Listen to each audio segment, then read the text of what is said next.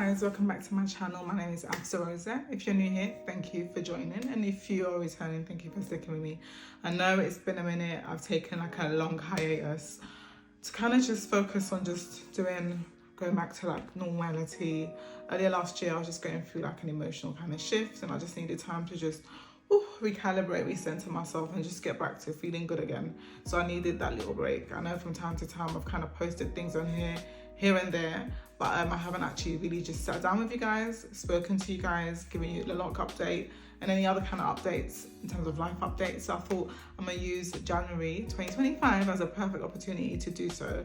I didn't want to come later on in the year and just I felt like, you know what, let's use Jan 2025 as a fresh start. So firstly, Happy New Year, guys. Hope you guys are all doing well. I'm in a much better emotional as well as mental state. So I want to use this time to kind of firstly speak about some of the changes that are going to happen with my channel. Additionally to that, what I'm going to start doing as well is, I know at the beginning, if you're new or have been here before, or you've been one of my day ones, essentially, you'd know that I started off emotional coaching. So essentially what I used to do was talk about a lot about healing, relationships, dating, my own personal struggles around my toxic relationship. And so a lot of the things that I did then, I transitioned and I started talking a lot more about my Loc journey. And this year, the I guess purpose and goals for my channel is to grow that side that I've kind of put on the back burner for so long, because it's kind of the things I talk about on TikTok, and I want to use it as an opportunity to still do those things because I'm very much still passionate about that. But at the same time, I still want to talk about Locs as well, because, you know, like, I love my Loc girlies, and I'm sure there's a lot of Loc girlies and guys that I'll be able to we can share each other's stories, journeys, help and encourage each other and so forth. So my channel is going to be a lot about Locs as well as about emotional healing aspects.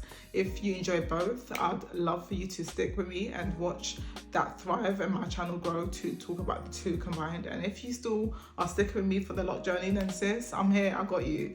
I just thought I'd kind of share that before we kind of get into the actual video.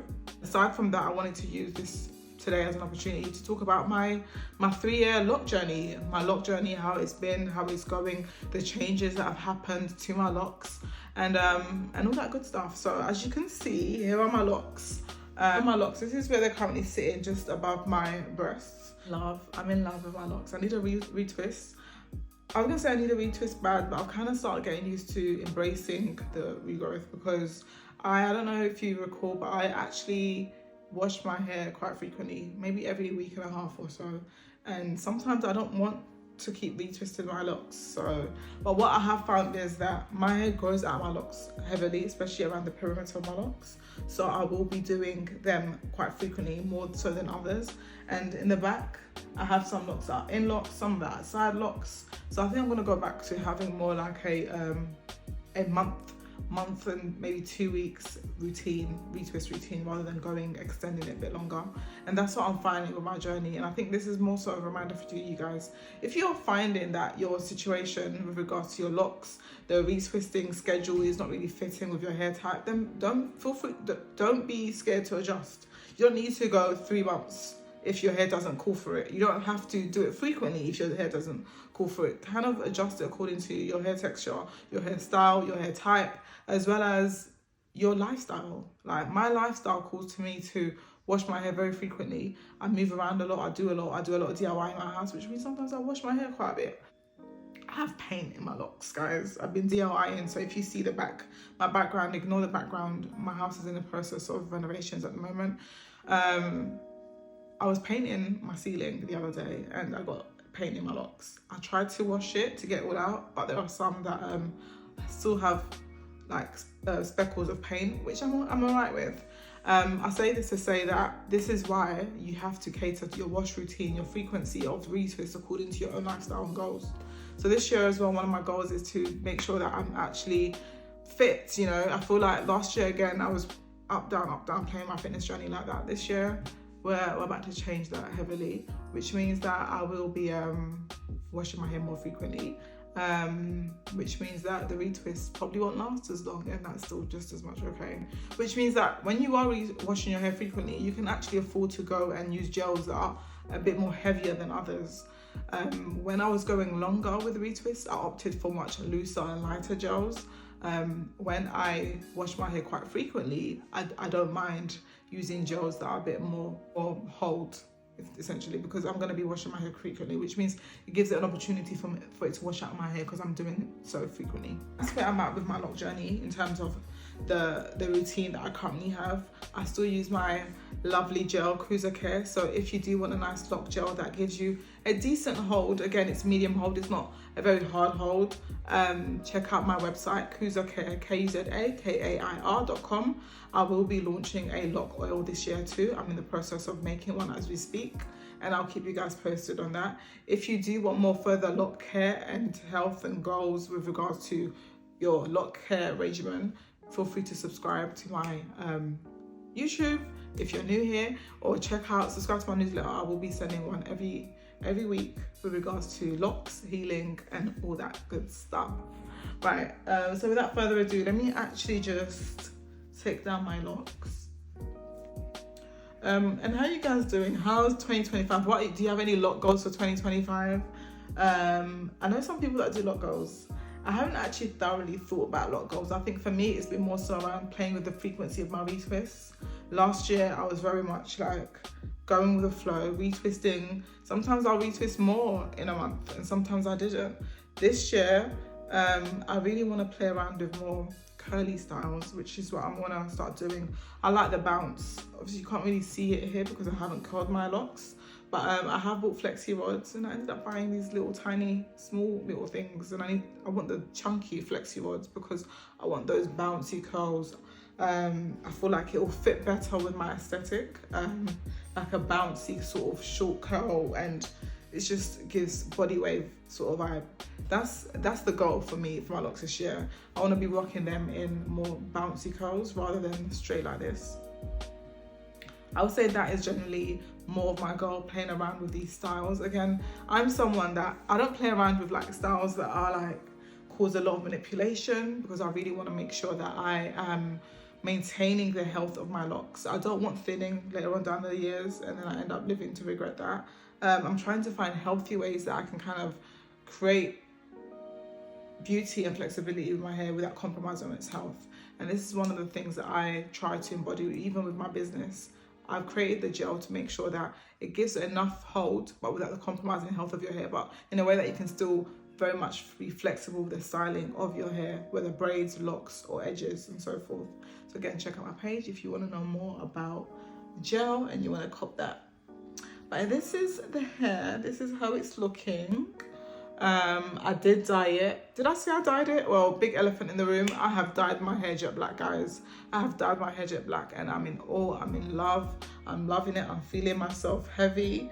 The jet black just did something for me the other day again, and I haven't even retwisted my hair. So listen, be prepared to get sick of me once I've retwisted my locks, because guys, I was like, why hadn't I dyed my hair jet black any sooner? I have dyed my hair red in the past, but it was when I was a loose natural.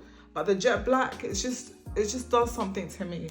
Like yesterday, I was with my kids in the lift to go into my mother's house, and I looked at myself and I was just like, girl, like, I don't know. I just felt like my skin feels clearer.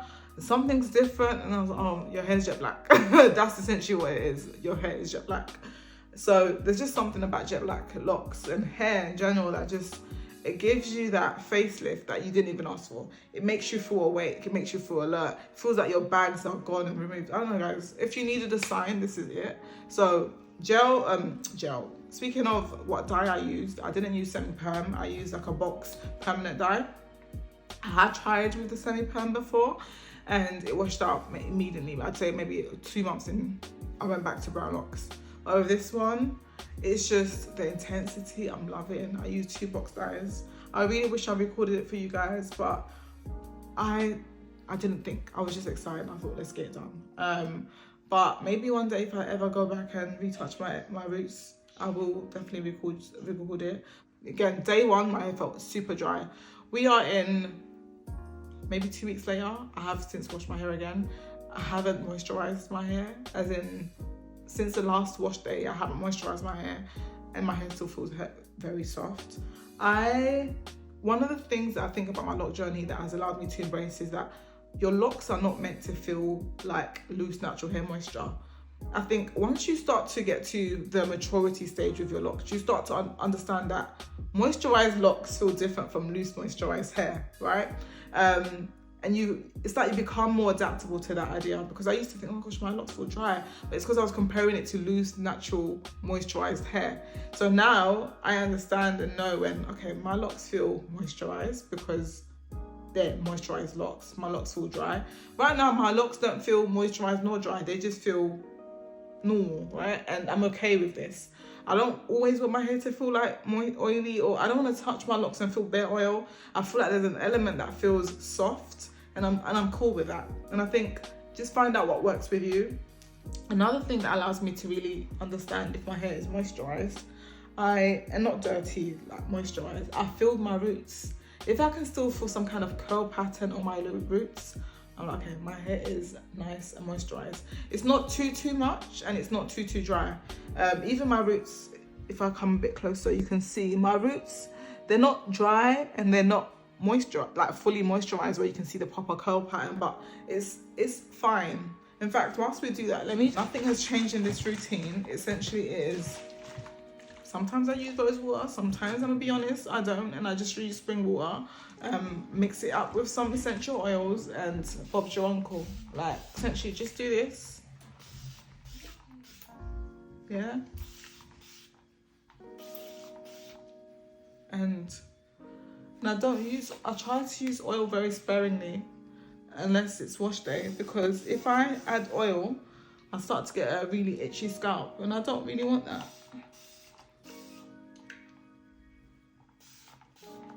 So here we are, and I do the same, just all the way back, and yeah, and this is essentially it.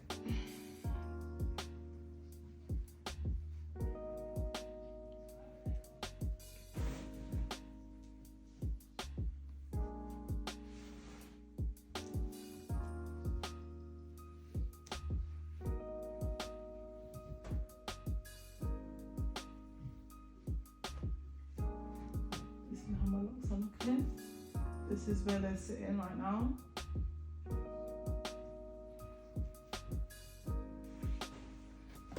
And yeah, I'm loving the length. I washed them the other day, and again, I recorded myself washing them. I'll see if I can put it here.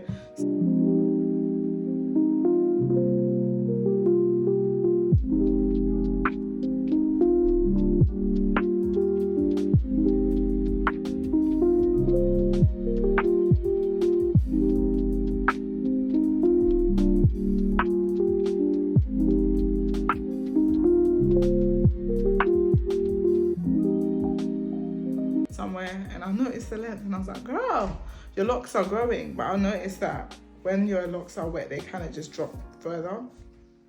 So I'm looking forward to more growth, more length, more healing, more healthy locks this year, an opportunity to kind of showcase more styles I'm going to incorporate. I do definitely want to do more styles with my locks. But yeah, this is what 3 years is looking like. This is what 3 years is looking like if you started with short locks. This is what 3 years is definitely looking like, and this I'm loving. And again, I'm still sticking it through. I haven't cut my locks yet, and I know there's a lot of people in the loc community that are cutting their locks, and they have their own various reasons, and everyone is allowed to have their own kind of choice to doing that. But for now, over here, Afsa Rosette is still locked in. Let me know, are we all locked in, guys? If so, amazing. If not, let me know what has encouraged you to kind of, I guess, get rid of your locks. Are you considering restarting them? I have a friend who is planning on, she's got rid of hers, in fact, and she's doing micro locks, which are just absolutely amazing and beautiful too. Let me know. And if you are starting, what are you starting with? But I hope this video has been able to kind of just give you a little bit more about my journey, how it's looking like, and give you guys an idea of how I'm trying to rock it a little bit more differently this year. If you've made it to this part of the video, thank you so much for sticking with me. Appreciate if you can like, subscribe, share it with a friend if you find that they might find this useful, and I'll see you in the next one. Peace.